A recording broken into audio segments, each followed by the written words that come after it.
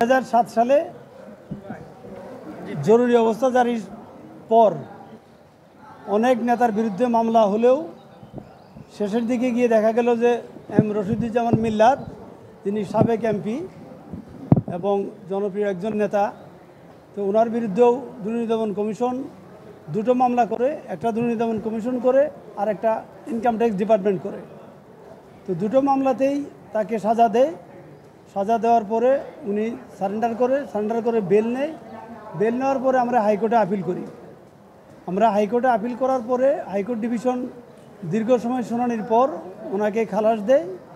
দেওয়ার পরে তার এগেনস্টে দুর্নীতি দমন কমিশন এবং স্টেট দুটো লিভ পিটিশন ফাইল করে অ্যাপিলেট ডিভিশনে।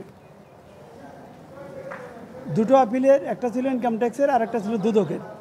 ইনকাম ট্যাক্সের আপিলে খালাস হয়, অ্যাপিলেট ডিভিশন পর্যন্ত উনি খালাস পায়। আর দুদকের মামলায় হাইকোর্টের রায়ের এগেনস্টে শুধু দুদক একা আপিল করে নেই, স্টেটও আপিল করছিল। তো দুদকের মামলা অ্যাপিলেট ডিভিশনে খালাস হওয়ার পরেও সেই সময়ের অ্যাপিলেট ডিভিশনে রাষ্ট্রের যে আপিল ছিল সেই আপিলটা হাইকোর্ট ডিভিশনকে রিমান্ডে পাঠায়, যে হাইকোর্ট ডিভিশনে আবার শুনানি করতে, সাক্ষী প্রমাণ সব ডিসকাস করে। তো আমরা সেই আপিলটা আজকে শুনানির জন্য ছিল মিস্টার জাস্টিস A.K.M. আসাদুজ্জামান সাহেবের কোর্টে। আমরা দীর্ঘ সময় শুনানি করেছি। শুনানির শেষে হাইকোর্ট ডিভিশন আপিল অ্যালাউ করেছে, তার রায় সেটিসফাইড করে দিয়েছে এবং উনি যেহেতু বেলে আছে, বেলটা কনফার্ম আছে।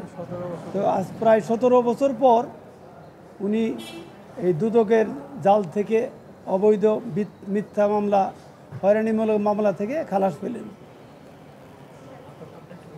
ব্যারিস্টার বদরুদ্দোজা বাদল, সিনিয়র।